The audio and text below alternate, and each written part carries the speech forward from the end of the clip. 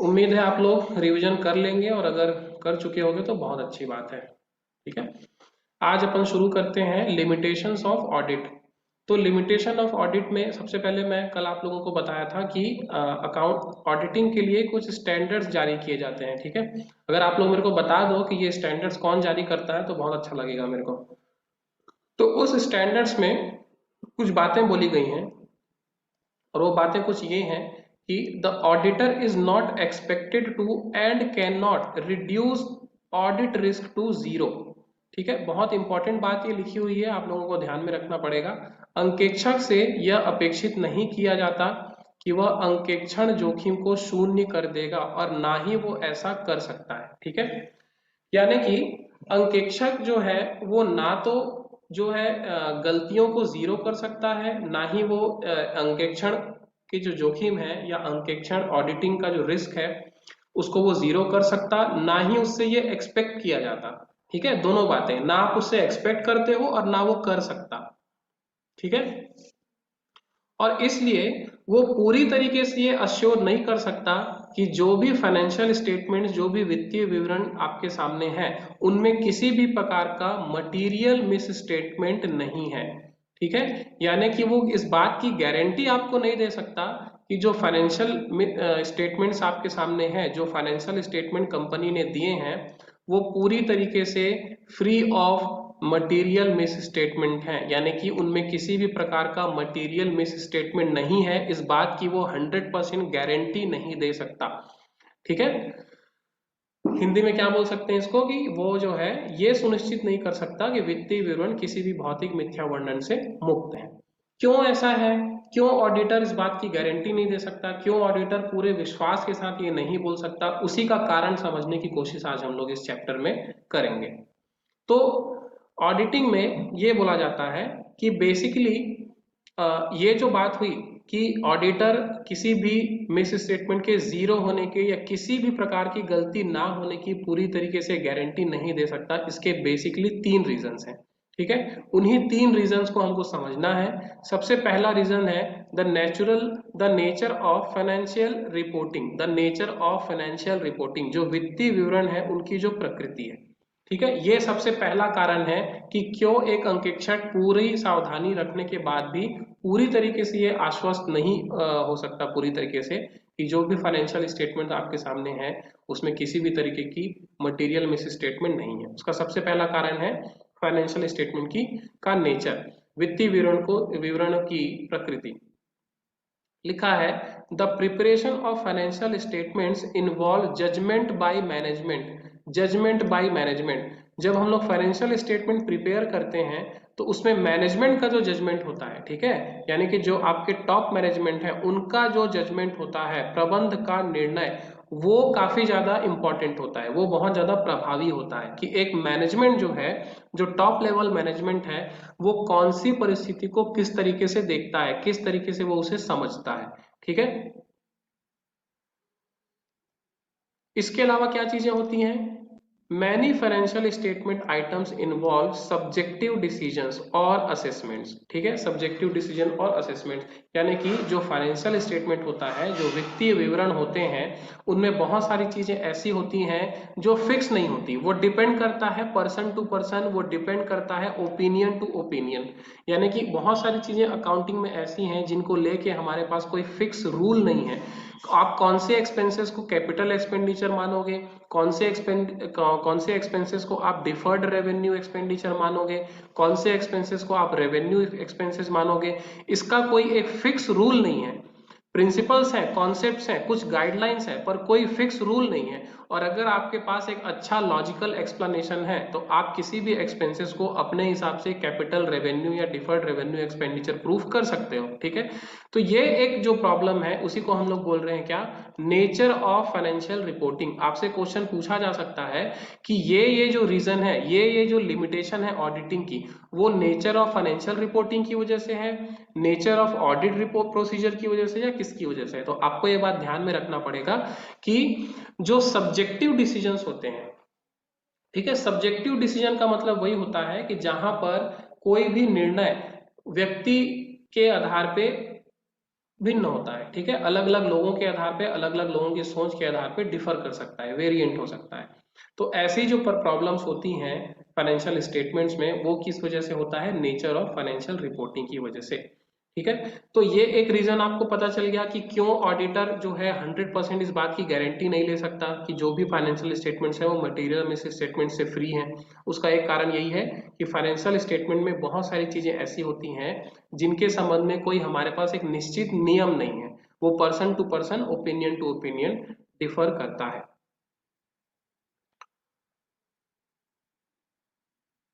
अगला देखते हैं, nature of audit procedure. Nature of audit procedure, इसमें लिखा हुआ है there are practical and legal limitations, practical and legal limitations on the auditor's ability to obtain audit evidence. यानी कि कहने का मतलब ये है कि ऑडिटिंग करते समय ऑडिटर के पास कुछ प्रैक्टिकल और कुछ लीगल लिमिटेशंस होते हैं। इसका मतलब कुछ मजबूरियां उसकी ऐसी हैं जो व्यवहारिक है, यानी कि जैसे कि अगर उसको कोई किसी स्पेशल टाइप का डेटा चाहिए, कोई स्पेशल तरीके का उसे इंफॉर्मेशन चाहिए और वो इंफॉर्मेशन निकलवाना ही पॉसिबल नहीं है, जो संबंधित व्यक्ति है वो इतने दूर है कि जहां ऑडिटर जाके प्रैक्टिकली उससे वेरीफाई नहीं कर सकता, उससे पूछ नहीं सकता। सपोज आपके फाइनेंशियल स्टेटमेंट में एक चीज लिखी हुई है कि आपने किसी व्यक्ति को कोई क्षतिपूर्ति दी, कोई कंपेंसेशन दिया 10 लाख रुपए का। जो व्यक्ति जिसे कंपेंसेशन दिया गया है, जिसके बारे में बोला गया है कि इस व्यक्ति को कंपेंसेशन दिया गया, वो व्यक्ति आपसे इतना दूर है, आप जो कि एक ऑडिटर हैं और आपसे वो व्यक्ति इतना दूर है कि आप पर्सनली उसके पास जाके उस इंफॉर्मेशन को वेरीफाई नहीं कर सकते। तो इस केस में इसको क्या बोलेंगे, प्रैक्टिकल लिमिटेशन, एक व्यवहारिक समस्या है कि आप चाह के भी उस व्यक्ति के पास जा नहीं सकते। लीगल लिमिटेशन का मतलब ये हो जाएगा कि हो सकता है जो जानकारी आप हासिल करना चाहते हो वो लीगली आपके हक में नहीं है, क्योंकि आप सिर्फ एक अंकेक्षक हो, ठीक है। आप कोई पुलिस नहीं हो, आप कोई सीबीआई ऑफिसर नहीं हो कि आप हर चीज उनसे उगलवा सको या हर चीज उसके बारे में जान सको, आप सिर्फ एक अंकेक्षक हो। तो कई इंफॉर्मेशन ऐसा हो सकता है जिसे ऑब्टेन करना, जिसे प्राप्त करना लीगली आप के लिए पॉसिबल नहीं है, ठीक है। तो ये हुआ क्या, नेचर ऑफ ऑडिट प्रोसीजर। यानी कि इसके पहले हम लोग देखें कि फाइनेंशियल रिपोर्टिंग बनाने का जो तरीका होता है उसकी कुछ कमियों की वजह से अंकेक्षक को दिक्कत होती है। दूसरा हम लोग क्या देख लिए, नेचर ऑफ ऑडिट प्रोसीजर, यानी कि ऑडिटिंग की जो प्रोसीजर है, ऑडिटिंग का जो प्रोसीजर है वो खुद ऐसा है जिसकी वजह से कभी कभी सही इंफॉर्मेशन रिसीव करना, प्राप्त करना पॉसिबल नहीं होता। कौन कौन सी चीजें इसमें हो सकती हैं, एक देखते हैं, लिखा हुआ है there is a possibility that management और others may not provide intentionally और unintentionally the complete information that is relevant to the preparation and presentation of the financial statements. यानी कि एक प्रॉब्लम ये हो सकती है ऑडिटर को ऑडिट प्रोसीजर के टाइम पे कि जो प्रबंधन है, जो टॉप मैनेजमेंट है, वो जानबूझ के या अनजाने में उसे पूरी जानकारी उपलब्ध नहीं करवा पा रहा है या नहीं कर रहा है, ठीक है। जो भी टॉप लेवल मैनेजमेंट है वो ऑडिटर को जरूरी जानकारियां चाहे तो जानबूझ के अवेल नहीं कर रहा है, चाहे तो अनजाने में अवेलेबल नहीं कर पा रहा है, या फिर हो सकता है मैनेजमेंट के खुद के पास वो जानकारी उस टाइम पे अवेलेबल ना हो, ठीक है। तो ये एक प्रॉब्लम हो सकती है। दूसरा प्रॉब्लम हो सकता है फ्रॉड में involve sophisticated and carefully organised scheme. यानी कि देखो, एक बोलते हैं ना कि परफेक्ट क्राइम जैसी एक चीज होती है, परफेक्ट क्राइम, यानी कि आप क्राइम तो कर रहे हो लेकिन आप उसको इतना परफेक्टली कर रहे हो कि आप कोई सबूत ही नहीं छोड़ रहे हो, कोई सबूत आप नहीं छोड़ रहे हो। असुर जो एक वो आया था वेब सीरीज, एक साल पहले असुर करके एक वेब सीरीज आया था अरशद वारसी का, उसमें जो क्रिमिनल होता है वो इतने सफाई से अपना काम करता है, इतनी सफाई से मर्डर करता है कि किसी को पता ही नहीं चल पाता कि कर क्या रहा है, यानी कि वो कोई क्लू नहीं छोड़ता, ठीक है। वो किसी भी तरीके का कोई क्लू नहीं छोड़ता। उसी तरीके की बात यहाँ पर हो रही है कि आप फ्रॉड ऐसे कर रहे हो कि उसे ट्रेस कर पाना पॉसिबल नहीं है, ठीक है, उसे समझ पाना पॉसिबल नहीं है। वो इतना केयरफुली ऑर्गेनाइज्ड है, इतना सुनियोजित है, इतना परिष्कृत है, इतना सोफिस्टिकेटेड है कि एक ऑडिटर के लिए उसे ट्रेस कर पाना, उसे जान पाना पॉसिबल नहीं, क्योंकि अल्टीमेटली एक ऑडिटर एक सामान्य इंसान है भाई, वो सीए है, ठीक है, वो टास्क का नहीं है, ठीक है, टास्क का वो श्रीकांत नहीं है, वो कोई जासूस नहीं है। तो वो अपने सामान्य एबिलिटी के साथ जिन फ्रॉड्स को पकड़ सकता है वो केवल उन्हीं को वेरीफाई कर पाएगा, और अगर ऐसे किसी तरीके का कपट या फ्रॉड किया गया है जो बहुत ही ऑर्गेनाइज्ड है, वो उसके कैपेसिटी से बाहर है। ठीक है, जैसे कि अगर आप मिली भगत करके कोई फ्रॉड कर रहे हो, यहाँ एक वर्ड लिखा हुआ है जो हिंदी और इंग्लिश दोनों को याद रखना पड़ेगा, कॉल्यूजन। कॉल्यूजन एक टर्म लिखा हुआ है। कॉल्यूजन का मतलब ये है कि मिली भगत करना। ठीक है, नकली आप दस्तावेज बनवा रहे हो, बहुत सारे आपने फेक डॉक्यूमेंट्स बनवा रखे हैं अपने अकाउंट्स को जस्टिफाई करने के लिए। तो जो एक ऑडिटर है वो इतना एक्सपर्ट नहीं होता कि वो डॉक्यूमेंट्स को वेरीफाई कर सके, उसकी एक्सपर्टीज डॉक्यूमेंट वेरीफाई करने में नहीं है। ठीक है, तो अगर आप बहुत सारे जाली दस्तावेज उपयोग करते हो, बहुत सारे फेक डॉक्यूमेंट्स आप यूज करते हो, और आप मिली भगत करके सब काम कर रहे हो, आप अपने सप्लायर को बोल दिए हो कि भाई आप भले ही मुझे 5 लाख रुपए का जो है गुड्स भेज रहे हो, लेकिन आप उसमें मेरे जो इनवॉइस बनाओगे उसमें 10 लाख रुपए लिख देना, और वो भी आपके साथ है, उसको भी कोई प्रॉब्लम नहीं है, तो उस केस में क्या होगा, ऐसे फ्रॉड्स को पकड़ना ऑडिटर के बस के बाहर होगा। क्योंकि अगर वो आपके सप्लायर के पास वेरीफाई करने के लिए जाता भी है, तो वो आपका क्योंकि आपका सप्लायर तो मिला हुआ है आपसे, तो वो भी बोल देगा कि हाँ भाई 10 लाख रुपए का सामान मैंने भेजा था, और क्योंकि डॉक्यूमेंट में भी वही लिखा है, तो यहाँ पर उस फ्रॉड को पकड़ना इम्पॉसिबल है। ठीक है, यहाँ लिखा भी हुआ है कि the auditor is neither trained nor expected to be an expert in the authentication of documents। जो ऑडिटर होता है ना ही वो इस चीज के लिए ट्रेंड होता है, और ना ही वो उससे ये एक्सपेक्ट किया जाता है कि वो डॉक्यूमेंट्स की ऑथेंटिसिटी चेक करे, ये उसका काम है नहीं। अगर आसानी से ये बात समझ में आ रही है कि जो भी डॉक्यूमेंट्स दिए गए हैं वो जाली हैं, वो फेक हैं, तब तो वो रिपोर्ट कर सकता है, लेकिन वो एक्सपर्ट नहीं है उस चीज का। और आपको पता है कि डॉक्यूमेंट जो है आजकल, नकली डॉक्यूमेंट्स भी पूरी ऑथेंटिसिटी के साथ, पूरी ओरिजिनलिटी के साथ बनाए जा सकते हैं, तो ये भी एक प्रॉब्लम है। एक और लिमिटेशन जो उसकी यहाँ बताई जा रही है ऑडिटिंग प्रोसीजर के दौरान, वो ये है कि an audit is not an official investigation into alleged wrong doing. यानी कि ऑडिटिंग जो है वो तब नहीं किया जाता जब किसी प्रकार का आरोप लगा हो। जब किसी प्रकार का आरोप लगा हुआ है और वहां आप जांच कर रहे हैं, तो आप बहुत सारी बातों को समझ पाएंगे। लेकिन जब पहले से ऐसी कोई बात है नहीं, ऑडिटिंग जो है वो केवल एक रेगुलर रूटीन प्रोसेस है। ठीक है, वो ऐसा नहीं है कि जब किसी के ऊपर कोई आरोप लगा गया, किसी के ऊपर किसी तरीके का ब्लेम लगाया गया, तभी आप ऑडिटिंग कर रहे हो। तो ये भी एक परेशानी है कि जब आप ऑडिटिंग कर रहे हो वो केवल एक रूटीन प्रोसीजर है। ठीक है, यहाँ आप किसी तरीके का प्रीजुडिस लेके नहीं चल सकते,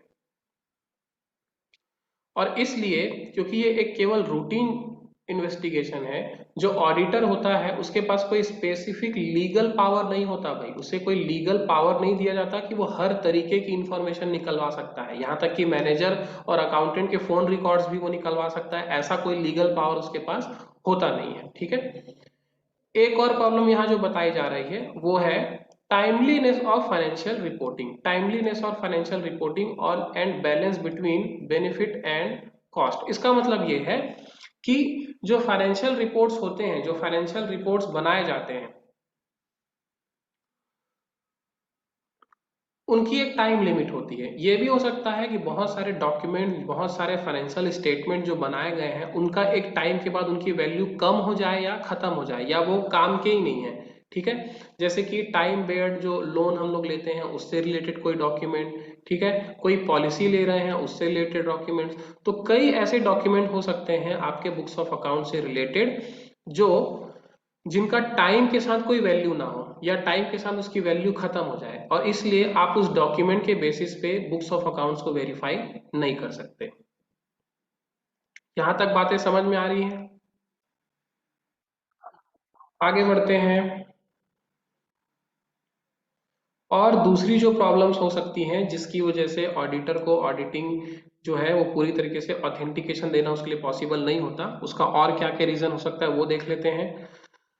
रीजन ये हो सकता है कि fraud and particularly fraud involving senior management और कोल्यूजन। फिर से वही बात हो रही है, मिली भगत वाली जो प्रॉब्लम होगी, मिली भगत वाला जो फ्रॉड होगा, कपट होगा, उसको पकड़ पाना, उसको ट्रेस कर पाना ऑडिटर के लिए पॉसिबल नहीं होता है। ठीक है, the existence and completeness of related party relationship और ट्रांजेक्शन, वही वाली बात जो मैंने आपको बताया कि आप पहले ही सब कुछ सेट करके रखे हो, अपने सप्लायर से, अपने बैंक से, अपने कस्टमर्स के साथ सारी चीजें आप पहले से क्या करके रखे हो, साठ गांठ करके रखे हो, ठीक है। यानी कि आपके आपके और आपकी दूसरी पार्टीज के बीच ऐसा संबंध है, ठीक है, जिसकी वजह से किसी तरीके का फ्रॉड पकड़ पाना मुश्किल है। अगला है the occurrence of non compliance with law and regulation, यानी कि आप कई नियम ऐसे हैं, कई कानून ऐसे हैं जिनका अनुपालन, जिनका पालन आप कर ही नहीं रहे हो, ठीक है, उसके साथ आप ठीक से कंप्लायंस अपना रखे ही नहीं हो। इसकी वजह से भी हो सकता है कि कुछ चीजें रिवील ना हो, कुछ चीजें छुपी रह जाए।